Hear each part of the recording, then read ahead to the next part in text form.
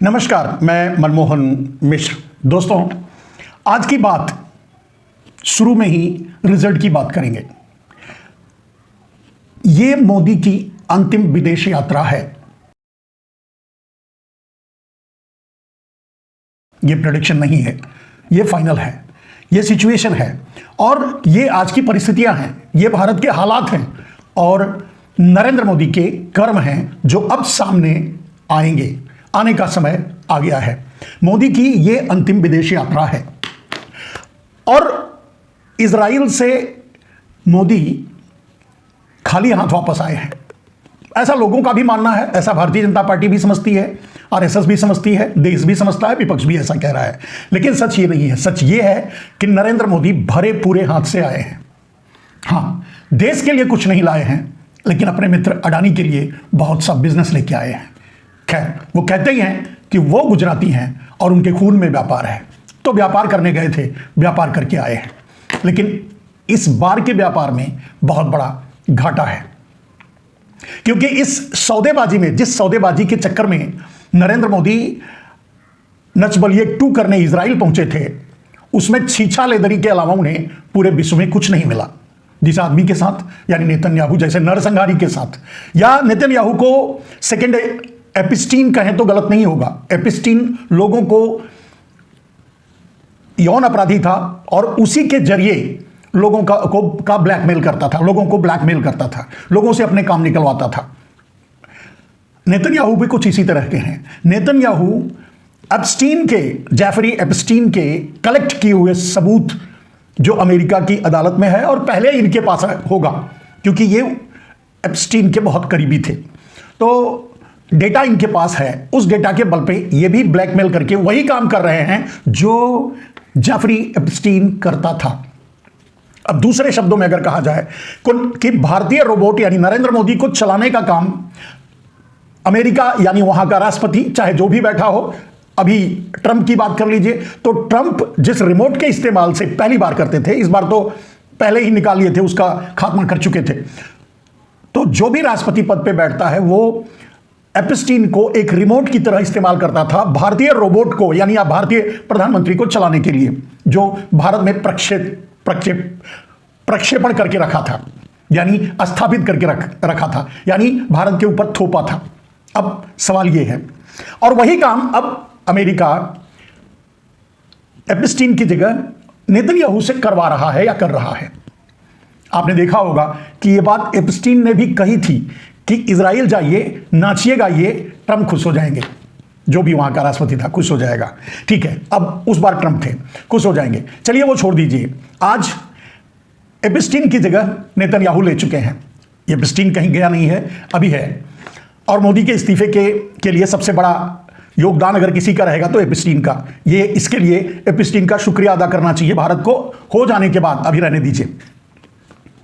तो नरेंद्र मोदी खाली हाथ भारत के लिए आए हैं, लेकिन अपने मित्र के लिए लेके आए हैं, लेकिन बहुत कुछ गंवा के आए हैं। और अब उनकी जरूरत अमेरिका को भी नहीं है और चीन को भी नहीं है, इसलिए उनका समय समाप्त हो चुका है, उनका काल खत्म हो चुका है, यानी उनके अब जाने का समय आ चुका है, राजनीति से विदाई का समय आ चुका है। तो मोदी की, मैंने कहा मोदी की अंतिम विदेश यात्रा होगी, इट्स फाइनल, ये लिख कर रख लीजिए।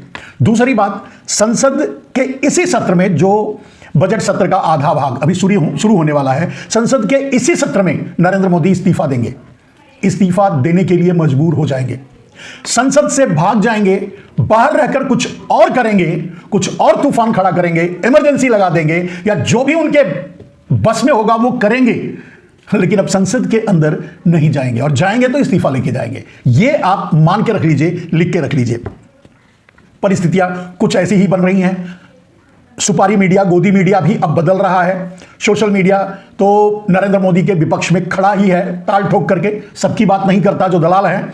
बाकी जिनकी आत्मा जिंदा है, जो जिंदा पत्रकार हैं, वो आज नरेंद्र मोदी के विरोध में खड़े हैं। उनकी नीतियों के, व्यक्तिगत उनसे कौन सी क्या मतलब है, उनकी नीतियों के विरोध में खड़े हैं और ताल ठोक के लिख रहे हैं, बता रहे हैं जो नरेंद्र मोदी छुपाने की कोशिश कर रहे हैं और छुपा रहे हैं।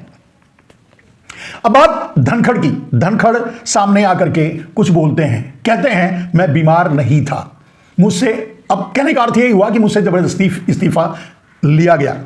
तो धनखड़ जी, आपके लिए सजेशन है, और आपके द्वारा सभी तलवा चाटू नेताओं से, आप भी नेता ही थे, तलवा चाटू नेताओं के लिए यह सजेशन है या एक संदेश है, जो आज नरेंद्र मोदी का तलवा चाटने में लगे हैं, जी हुजूरी करने में लगे हुए हैं, आप भी उन्हीं में से थे।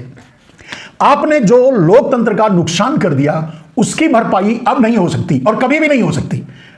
जो नुकसान आपने अपने पद पर रहते हुए लोकतंत्र का नुकसान कर दिया, उस नुकसान की भरपाई अब कभी नहीं हो सकती। उसकी कीमत यह देश चुका रहा है नरेंद्र मोदी के इस कार्यकाल के रूप में। मेरे दोस्त, तो आपके साथ धनखड़ जी, आपके साथ जो हुआ कुछ गलत नहीं हुआ, क्योंकि ऐसे लोग जो समय से समझ नहीं पाते या अपनी जिम्मेदारियों को निभा नहीं पाते या लोकतांत्रिक मूल्यों को ताक पर रखकर किसी की जी हुजूरी और तलवा चाटी बने रहते हैं, उनका यही परिणाम होता है। और कम से कम नरेंद्र मोदी के जो करीब रहता है, जो उनकी सेवा में रहता है, उसकी तो ऐसा ही पिछवाड़ा काटते हैं कि फिर उसके लिए बचता ही नहीं कुछ बाद में, जैसे कि आपके लिए। और यह उनके लिए भी सजेशन है, उनके लिए भी हिदायत है, जो अभी आपने देखा ही होगा कि अजित पवार का क्या हुआ, शिंदे का क्या होने वाला है, वो भी भविष्य की बात है। कोई और होगा, कोई और बड़ा फ्लाइट एक्सीडेंट होगा, वो भी निपट जाएंगे। तो निपटाने में अपने लोगों को भी जरूरत खत्म हो जाने पर निपटाने में माहिर है नरेंद्र मोदी। सो आपके साथ हुआ, आपके साथ कुछ गलत नहीं हुआ। एक नागरिक की हैसियत से बात कह रहा हूं कि आपके साथ जो हुआ वो गलत नहीं हुआ, क्योंकि जिस समय आप कुछ कर सकते थे उस समय आपने जी हुजूरी की, और अब आपका अस्तित्व न वहां रहा ना देश के सामने। देश का कोई भी आदमी आप पर भरोसा नहीं कर रहा है और नहीं करेगा। आप जहां हैं खुश रहिए, बस यही कहा जा सकता है आपके लिए। शराब घोटाले की बात, शराब घोटाले में केजरीवाल, मनीष सिसोदिया और 22-23 लोग जो उसमें फंसे थे, सबके सब बरी हो गए। रिहा तो पहले ही हो गए थे, शायद कुछ होंगे तो भी रिहा हो जाएंगे, बरी हो गए, आरोप खारिज हो गया, यानी आरोप नहीं लगा। ये तो होना ही था, ये कोई बड़ी बात नहीं है। और ठीक वही बात जो मैंने धनखड़ के लिए कही कि अरविंद केजरीवाल जी, आरएसएस के लाइन पे चलना, आरएसएस के डायरेक्शन में चलना और आरएसएस की लाइन पर देश को चलाने की कोशिश करना, यह देश से गद्दारी है, देशद्रोह है। आपने वो अपराध नहीं किया था जिसके लिए आपको जेल हुई और आपकी सत्ता गई। आपने वो अपराध किया है जो दूसरे चाटुकार नेता, दूसरे तलवा चाटू नेता या दूसरे स्पाई तरीके से जो राजनीति में रहते हैं और दूसरों को फायदा पहुंचाते हैं, जैसे आज ओवैसी हैं या और भी बहुत से नेता हैं जो जगह जगह जाकर के खेल बिगाड़ते रहते हैं, भारत के बीजेपी के पक्ष में ही फैसले को लाने का जुगाड़ करते हैं। उन्हीं में से आप थे। आप आरएसएस के लाए हुए थे, आरएसएस के द्वारा पैदा की हुई बी टीम थे, हो अभी भी, इसमें कोई दो राय नहीं। बदलाव आप में आए तो अच्छी बात है, वरना आपके साथ जो हुआ वो तो होना ही था और वही होता है सबके साथ। मैंने अभी भी कहा कि चाहे बंबई हो, चाहे बंगाल हो, चाहे हैदराबाद हो, मतलब आंध्रा हो, तेलंगाना हो, मध्य प्रदेश हो, राजस्थान हो, उत्तर प्रदेश हो, सब जगह वही खेल चल रहा है, ये गुजरात लाबी और माफियाओं का, जो आपके साथ हुआ। आप बरी हो गए, लेकिन सब कुछ आपसे छीन गया और यह कीमत आपने इसलिए चुकाई है क्योंकि आप अंदर अंदर आरएसएस के स्पाई थे। आप कांग्रेस यानी इंडिया गठबंधन में भी इसी इरादे से आपको भेजा गया था और आप लाए गए थे। माफ कीजिएगा केजरीवाल जी, बदलाव कीजिए, देश के लिए काम कीजिए और देश के लिए आगे बढ़िए। किसी की दलाली करने से कुछ दिनों की सत्ता आप पा सकते हैं, लेकिन देश में बदलाव नहीं ला सकते। जिस दिन उसे पता चल जाएगा कि अब आपकी जरूरत नहीं है, वो उठाकर फेंक देगा और उठाकर फेंक दिया। आरएसएस की बात कर रहा हूं। आपके साथ जो हुआ, जो नहीं हुआ और आप सत्ता में आए, वो आरएसएस की कृपा थी, और जो जब तक नहीं हुआ वो भी आरएसएस की कृपा थी। और जब अब आरएसएस से भी बाहर जाने लगे, तब आपके साथ वो हुआ जो जेल गए, आरोप लगा और आप सत्ता चली गई, आरोप खारिज हो गया। कुछ नहीं होने वाला है अब उस कहानियों को बोल करके। आप खुश हो लीजिए। कहते हैं कि आप फूट फूट कर रोए या आपने दुख जाहिर किया। आपके आंसुओं के साथ कौन खड़ा होगा? क्योंकि अंदर अंदर आपने बीजेपी का साथ दिया था। आरएसएस के प्रोजेक्टेड मुख्यमंत्री थे आप दिल्ली में कांग्रेस को हटाने के लिए। खैर, इसका अर्थ ये मत समझ लीजिए कि मैं कांग्रेसी हूं और आपके विपक्ष में बोल रहा हूं। सच्चाई जो थी, मैं आपके भी बहुत करीब रहा हूं और जानता हूं। आपको मैं करीब से इसलिए जानता हूं क्योंकि मैं एक ऐसे आदमी के साथ था जो आपको खड़ा करने में, यानी अन्ना हजारे को दिल्ली लाने में मुख्य भूमिका जिसकी थी। वैसे उसको भी डिच करके आप आगे निकल गए थे। रामदेव की बात कर रहा हूं। खैर छोड़िए, उस बात को जाने दीजिए। आपको आपका परिणाम मिल चुका है। बस आपसे अनुरोध है केजरीवाल जी, आगे देश के लिए काम कीजिए, किसी व्यक्ति के लिए नहीं, नरेंद्र मोदी के लिए नहीं, आरएसएस के लिए नहीं। और आपने कई बार ऐसे निर्णय लिए हैं, कई बार ऐसा काम किया है जिससे यह बात साफ दिखी है कि आप आरएसएस के पक्ष में हैं, आरएसएस के स्पाई हैं, आरएसएस के राजनीति में लाए हुए प्यादे हैं। खैर छोड़ देते हैं इस बात को। रही बात आगे जो मैं कहने वाला हूं, नरेंद्र मोदी जाने वाले हैं तो आने वाला कौन है? दुनिया की कोई ताकत अब राहुल गांधी को प्रधानमंत्री बनने से नहीं रोक सकती। मैं दुनिया की बात कर रहा हूं। भारत के लोग तो मिलकर, हम आप जैसे लोग मिलकर ही राहुल गांधी को प्रधानमंत्री बना सकते हैं और बनाएंगे। वोट से नहीं बनेंगे प्रधानमंत्री राहुल गांधी, ये तो आप भी जानते हैं, क्योंकि लोकतंत्र पूरी तरह से खत्म हो चुका है। भारत के इंस्टीट्यूशन पर नरेंद्र मोदी का कब्जा, गुजराती माफियाओं का कहा जाए तो कब्जा हो चुका है। जो सिंडिकेट चल रहा है भारत, जो सरकार के रूप में जो सिंडिकेट भारत को चला रहा है, उनका कब्जा हो चुका है। तो लोकतांत्रिक तरीके से तो नहीं हो सकता कि सत्ता परिवर्तन हो और राहुल गांधी प्रधानमंत्री बने, लेकिन अब आंदोलन हो रहा है, होने वाला है और होगा। आंदोलन ही एक जरिया है नरेंद्र मोदी को हटाने का।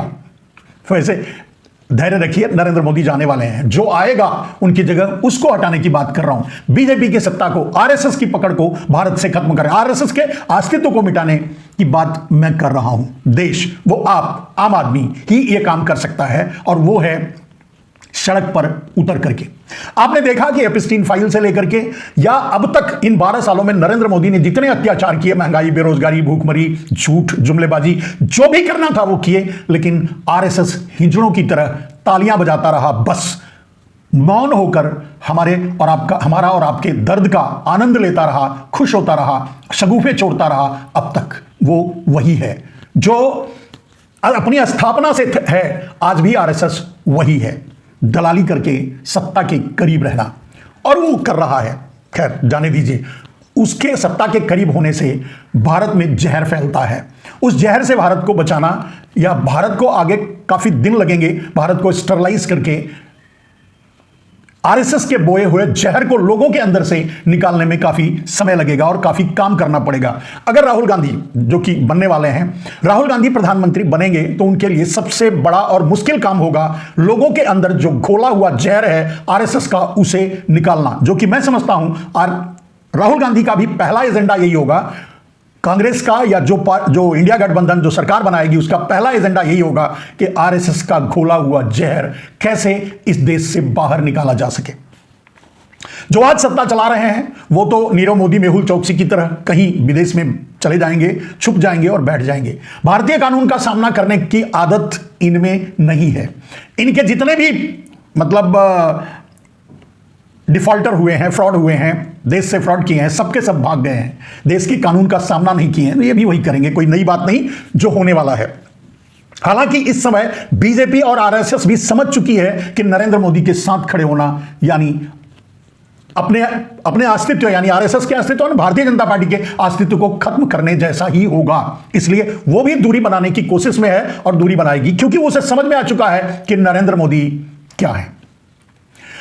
कम से कम ये बात तो समझ में आ गई अब आरएसएस को कि और इसमें आरएसएस को समझने की बात नहीं है, आरएसएस ने ही मोदी को रोबोट बना करके अमेरिका के हवाले किया था रोबोट बनाने के लिए। तो इसमें कोई नई बात नहीं, आरएसएस जानती है सब कुछ। वो अपने रोबोट का इस्तेमाल तब तक करती रही कि जब तक, भले ही अमेरिका भारत को कितना नुकसान पहुंचा दे, दुनिया के दूसरे देश भारत से कितना लाभ उठा लें, भारत को कितना खोखला कर दें, उनको थोड़ा भी मिलता रहेगा तो वो चुप रहेंगे। आरएसएस का यही डीएनए है। इस पर बहुत कुछ बोलने की जरूरत नहीं है मेरे दोस्त। अब आते हैं चलते चलते जुडिशरी वाली बात पे। मेरे दोस्त, एक एनसीईआरटी में एक चैप्टर लाया गया शायद, जो सोशल मीडिया से मुझे समझ में आ रहा है, बोला जा रहा है, जो कहा जा रहा है कि जुडिशरी में करप्शन, क्या कहते हैं, हाँ, जुडिशरी में करप्शन। तो जुडिशरी में करप्शन का जो चैप्टर लाया गया है उसमें शायद ये कि भाई कहां कहां जुडिशरी कैसे गलत होती है, कहां कहां गलत करती है, इस तरह के कुछ बात हैं जिससे सुप्रीम कोर्ट नाराज हो गया है। और सुप्रीम कोर्ट को का ये एतराज ये है कि जुडिशरी में करप्शन की अगर बात की जाएगी तो लोकतंत्र कैसे बचेगा, तो अदालतों पर भरोसा कैसे रहेगा। ये बात सुप्रीम कोर्ट के जज ने शायद कही है। ये इस समय सोशल मीडिया में वायरल है। मेरे दोस्त, अगर सुप्रीम कोर्ट यानी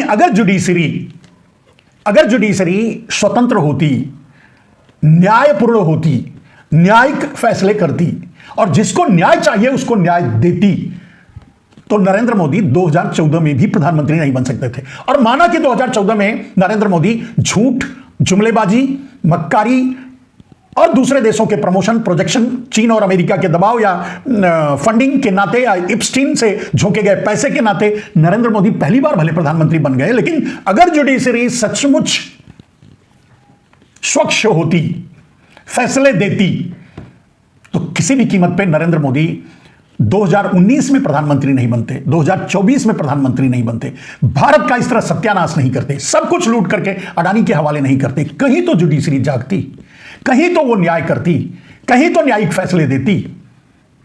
तो जुडिशरी का यह कहना या सुप्रीम कोर्ट अगर यह कह रहा है कि जुडिशरी के खिलाफ यह है या जुडिशरी के बारे में इस तरह की बातें करना गलत है, तो उनकी सोच ही गलत है। सुधार की जरूरत है। मेरे दोस्त, थोड़ी बहुत उम्मीद यह कहा जा सकता है कि जुडिशरी से बची है और यह बची रहनी भी चाहिए। लेकिन अगर गोदी मीडिया बना, गोदी संसद बना, मतलब विधायिका, गोदी ब्यूरोक्रेसी बनी, तो इसमें कोई दो राय नहीं कि गोदी जुडिशरी भी बनी। भले ही पूरी तरह नहीं बनी, लेकिन बनी। और उसी बनी का ही परिणाम है, जो जुडिशरी के गोदी बनने का ही परिणाम है कि नरेंद्र मोदी आज भी प्रधानमंत्री है। वरना ऐसे ऐसे कांड किए हैं, नोटबंदी, मतलब वो नोट लॉन्चिंग, ब्लैक मनी को अंडरग्राउंड करना, देश को धोखा देना, ऐसे ऐसे घोटाले किए, रफाल जैसे घोटाले या देश में ऐसी घटनाएं, पुलवामा जैसी घटनाएं, ऐसे ऐसे कांड किए हैं नरेंद्र मोदी कि नरेंद्र मोदी एक क्षण भी प्रधानमंत्री की कुर्सी पर नहीं रह पाते अगर जुडिशरी साफ होती तो। इसमें कोई दो राय नहीं है। मेरे दोस्त, आज की बात बस यहीं तक। सच थोड़ा कड़वा होता है, लेकिन सच तो सच ही होता है। वही मैंने आप तक पहुंचाया। आज के लिए बस इतना ही।